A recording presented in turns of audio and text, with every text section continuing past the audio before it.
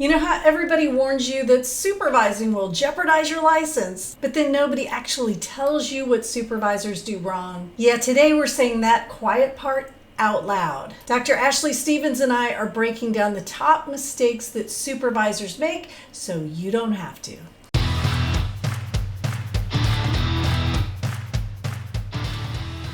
Hey, I'm Dr. Kate Walker, and I am joined by my colleague, Dr. Ashley Stevens. I talk about counselor supervision, and Ashley talks about social work supervision.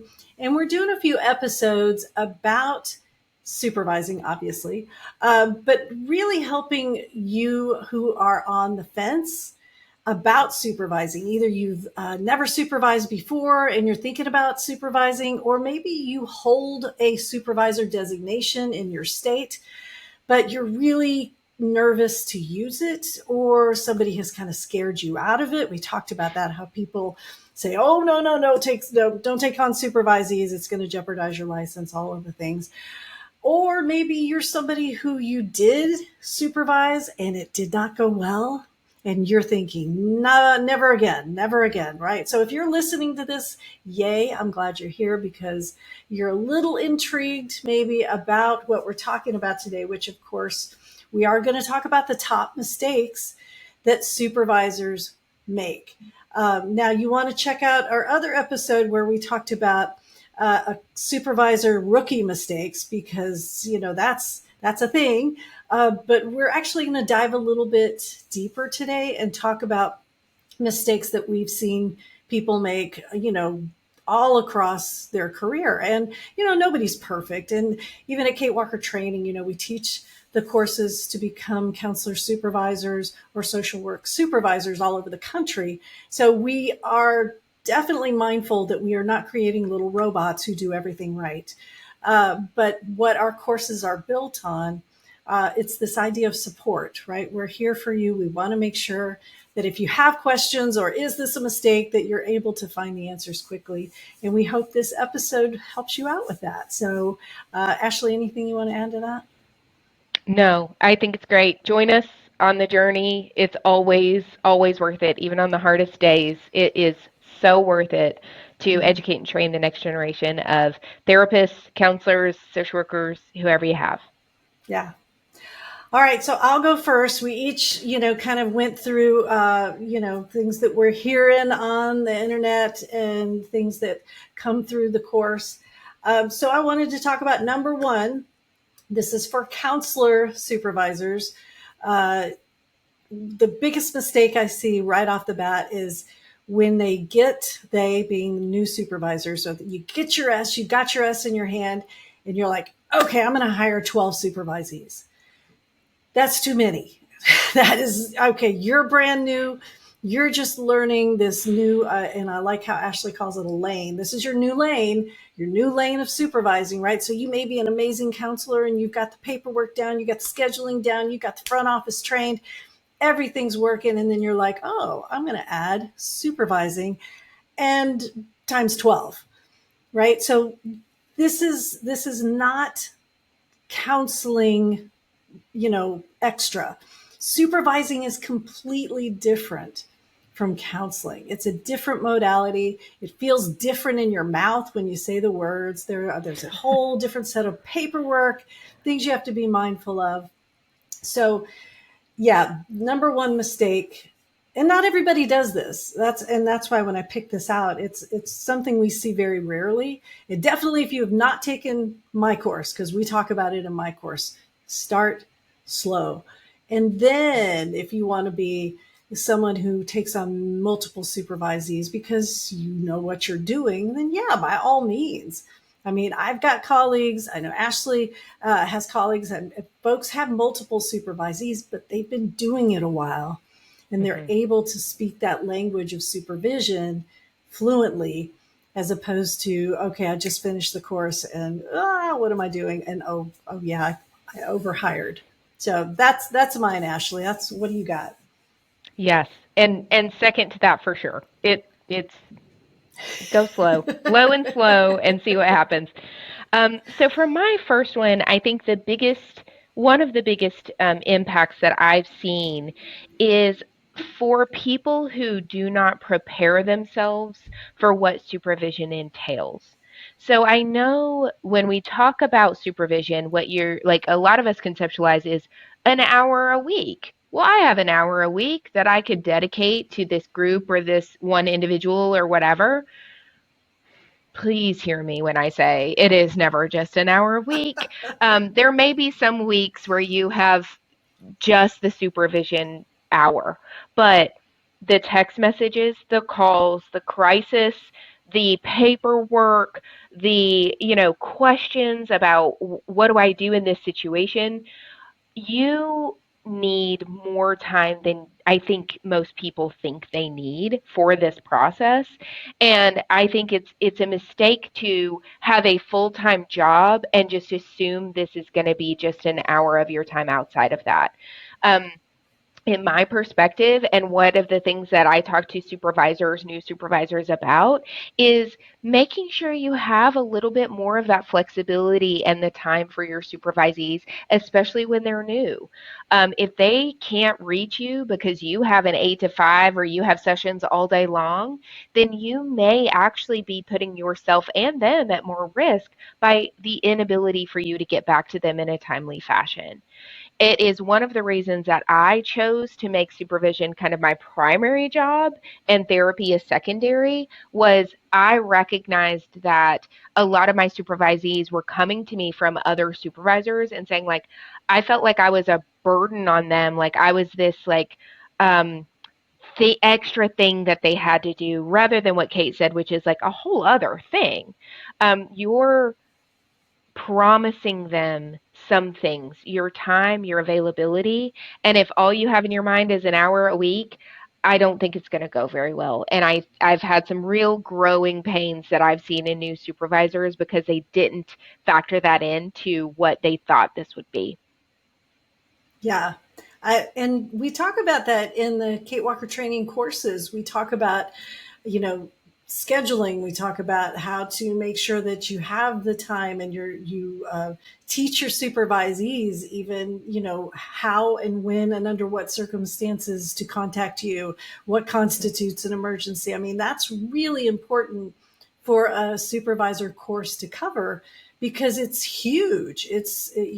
Your unavailability is Mm-hmm. a liability or could be. Yeah. So yeah, I second that too. Okay, so my next one is so kind of my favorite topic is remediation and evaluation. Because I teach the courses for the counselors, and it's almost this idea that if I interview perfectly, then I will have the most amazing supervisees. Or, I talked about it in another episode, which is, oh, all my supervisees are wonderful. I don't ever have to evaluate or remediate. It's like, are you sure? Are you sure that they really are? Because, one of the things that we are asking our supervisees to do, or maybe I should call that a rookie mistake, is relying on their self report, right? Just saying, hey, how's it going? Oh, it's going great. Okay, you have any clients you want to talk about? No, I'm fine. Okay, great. And moving on, right? That's huge. That's part of one of the mistakes that I'm covering here, but the idea that you would give up evaluating, or you would say to yourself, okay, they're graduated, I don't need to evaluate them. Well, what's going to happen when they do make a mistake? Because that's the nature of supervising. We want them to tell us about their mistakes, not just try to make us smile when they walk in the room or come on the camera. So when something happens, and all of a sudden, and Ashley and I see this, angry supervisors, like, I can't believe they did this. I'm going to fire them. It's like, well, have you been helping them all along with this skill? I mean, barring something Mm-hmm. egregious. I mean, yeah, if they're doing drugs with their clients, no, I'm not talking, that you should have taught them not to do that. That's not what I'm saying. But if you are noticing a skill that's missing, and you just want to bring the hammer down. But then you look back and you think, wait a second, did I ever give them a 1 out of 5 where 5 is great and 1 is not? Have I ever given them just a simple evaluation in order to communicate, hey, supervisee, you may be lacking in this skill. Hey, we may need to spend more time on this skill. Or, hey, I notice you're still struggling with this skill. So I think it's time for remediation. That piece of supervision gets ignored by so many supervisors because they want to downplay that hierarchy. And I've talked about this before, just going out and buying yourself a coffee mug that says I'm the boss on it, to understand that you must start from day one helping your supervisee understand you will evaluate them and you have the power to give them a remediation plan that could result in you not recommending them for full licensure. That hierarchy must be explained and maintained for the duration of this. And we teach this in the Kate Walker training courses. I talk about it in my book, The Clinical Supervision Survival Guide. We call it the OER triad: orientation, evaluation, and remediation. It all has to go together. Or when you bring that hammer down, you are going to rupture that relationship. And the implications of that, you might get a supervisee who starts hiding things from you. Again, they come in and they're all smiles telling you how wonderful they are, but they're not doing the best they could, or they need your help and they won't ask. So that's mine, Ashley. What you got? Absolutely. And I think that like the term gatekeeper is that word that we use for a reason. The work is too important, it's too sacred to let any old body in. They need to know that there are consequences for their actions. And if they're playing around with things in the beginning of the process, we need to nip it in the bud. It's so important. Um, my second one is I really think that there needs to be more communication with the work site if the work site is not you. I think one of the things that people think is just like, that's their lane and this is my lane, and I'm going to stick like clinical supervision is all I need. And so when we talk about you as an external supervisor, if that's something that you're taking on outside of work, and I could spend a whole TED talk on why I think that external supervision is such a better way to do this than internal, which can muck up with other stuff. But when we're external supervising, I think sometimes we're like, that's them, this is us. And some of the things that I've seen, some of the mistakes that I've made is not getting a better connection with their work manager or whatever, and having problems that arise that I had no idea about until it was too late, because maybe the supervisee also thought, well, that's a work thing, not a clinical thing. And one of those things coming to mind is documentation. I had somebody that was egregiously behind on documentation, but they didn't really see that like they were solid in their clinical skills. They were like good with the client. They just didn't prioritize that documentation as much. And work was about to let them go because of it. And I had no idea. And even if I have told the supervisee, feel free to give them my number, feel free to let them know they can reach out to me if there are things that relate or that touch or that we need to talk about in supervision, why it's important, why we need to tackle it. Maybe it's not actually the supervisee that needs to be doing that reaching out. It's me as the external supervisor who's saying, who's your boss? Give me their number. I'm just going to say, hey, I'm here. Let me know if you have anything. And if I see anything on my end, I will let you know. Because at the end of the day, yes, the supervisee is our client in some ways, but the client, their patients, their clients, their people that they're doing this work with are what is most important. So we need to keep them in front and say, like, yeah, that may not, like, what time you get to work, if you're 3 minutes late and I don't care about that. That's not me. Did you wear sandals instead of tennis shoes? That's not a clinical issue yeah, you might get MRSA if you're working in a hospital. That's on you. But, there are things that relate. And I think sometimes that gap and the divide between those things we as supervisors reinforce. And I think you get to know the managers and the supervisors of their workplace a little better so they know that they can reach out to you and vice versa. Yep, I second that absolutely. All right, I've got number three, and this one it's interesting because we started out teaching this course in Texas, and so I can only reference Texas rules about this. But so a contract, let's just talk about that for a second. If you were going to enter into a business relationship with a person, you would want a contract. And if you were going to rent an apartment, you sign a lease. If you're going to, I don't know, you get the idea, right? So why would you start supervision without a contract? And so this is where I'm thinking back to Texas law, or Texas rules for LPC, LMFT.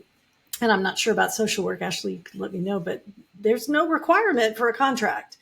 And so Nope. that is, one of the things I hear here in Texas. Well, there's no rule that says I have to have a contract.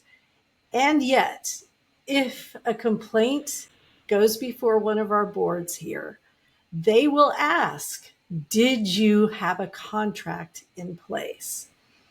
Why? Well, because I was talking about earlier, this remediation evaluation, you can't evaluate what you haven't taught or agreed to, right? So if you are going along really smoothly and you say, oh, wow, you know what, you're failing at this skill. And then in the contract, you never said you'd evaluate them, right? You didn't specifically state, hey, part of this is I will evaluate you. Or talking about what Ashley was talking about earlier with communication. If you never gave them your emergency number or how to contact you in an emergency, how is you're the one. I know I'm speechless, but this happens, right? People Yes. get into situations with their supervisee and things happen. And when they go back and say, well, you said this, well, no, I didn't say this, there's no contract. So even if your state does not require a contract, best practices says, yes, you must have a contract. You talk about, this is what you can expect from me, your supervisor. Here's what I will expect from you, my supervisee. Here's how to contact me in case of an emergency. If it's a situation where you're allowed to charge for supervision, you write down your rate just like you would for your client. And you don't change that rate without pulling out the contract again and saying, hey, we need to revisit this rate because I'm doing X, Y, and Z. Well, now you've got the contract that you can both refer to because you're both going to sign it and you're both going to have a conversation about it before you ever enter into that supervision relationship. So the contract lays the foundation, whether your state requires it or your license requires that or not. This is a huge mistake. And if you're listening to my voice right now and you're thinking, oh crap, I don't have a contract, that's okay. Sit your supervisee down and say, hey, activity for today is we are going to come up with a contract. And if you're listening to this and you're a Facebooker, you can actually go to the Texas Supervisor Coalition. If you're a supervisor, we ask for your license because we have to verify these things and the state that you're from. And you can look in our files. I think we've got a couple of contracts in there that you can modify for your practice. And if you're asking me, okay, are these contracts that have been reviewed by a lawyer? No, absolutely not. These are templates. And if you want to take it to a lawyer, and you have a lawyer that specializes in mental health and supervision in particular, great. You knock yourself out, go do that.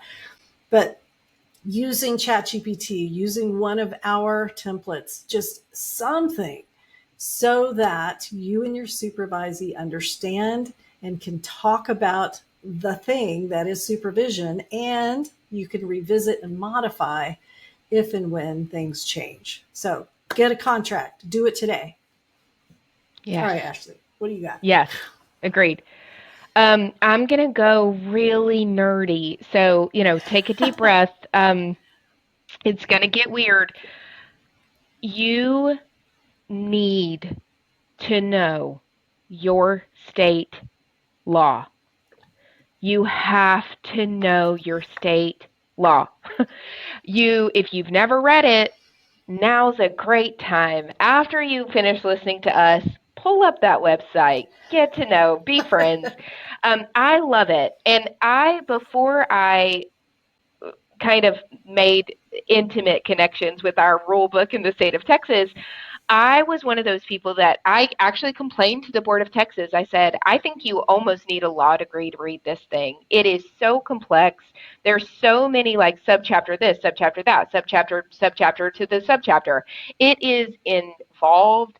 It is a lot. 140 pages or whatever we're up to now. It is a beast. But if you are doing this work, you better know what the hell you're signing up for. There is a really great section in each of the rule books about what supervision entails, who can do it, how to do it, when to do it, when not to do it, when it ends, etc. It is just imperative. And one of the things, because I currently supervise, I think I'm down to 4 states that I supervise in, and people go, well, how could you possibly know all of the state laws in those? I don't know every state law in those, but I certainly know the ones that pertain to supervision and clinical practice for social workers. And because I do this for a living, and it's one of the main things I do for a living, I get the free time and the levity and the ability to dive into. And it doesn't mean that you're going to remember everything, but knowing how to search your state statutes, what the laws are coming up, how to and that's one of the things I think that Kate Walker Training is an expert at, is advocating and getting to know the process to input in on the laws, what they have to say, actually advocating for your supervisors and your supervisees that you have under your command. It is just the most important thing. And I think a lot of people just, it's messy and it's long and it's legally and they don't wanna. And if you don't know, you are putting yourself and your supervisees and ultimately the clients at such risk unnecessarily. And, maybe that same lawyer that was looking over that contract, you can ask, like, what in the heck are they trying to say to me here? I don't know. The more you get to know it, the more it makes sense, the more you get the language, the more you kind of get in that zone, that mind frame to read it and to understand it. Know your law, get to know her, love her. And that's one of the things I think that I enjoy as far as when people leave comments, that they, the ones that finish our courses, we get all the time. Thank you so much for helping me understand what this job entails and for diving into the rules and helping me see how the rules apply. And, while we won't include a copy of your rules in your, for example, if you're taking the Ohio course, we're not going to have the Ohio rules sitting there, but we will have in there, go check your rules. Make sure you understand the rules that relate to this license that you say you want to supervise. And so you want to listen to another episode where we're doing, and it's hacks for supervisors. So we've talked about these problems. We've talked about the big mistakes. We've talked about rookie mistakes in another episode. We also know a few tips and tricks to make this job easier and more streamlined, so that as you're growing as a supervisor, you get to progress developmentally just like your supervisees.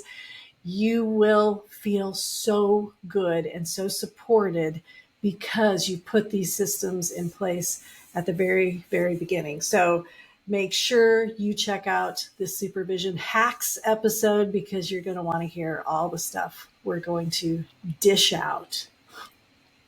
If this helped you spot the supervision landmines no one warned you about, hit like, tap subscribe, and grab the Supervision Onboarding Checklist at katewalkertraining.com/checklist so you can prevent these mistakes before they start.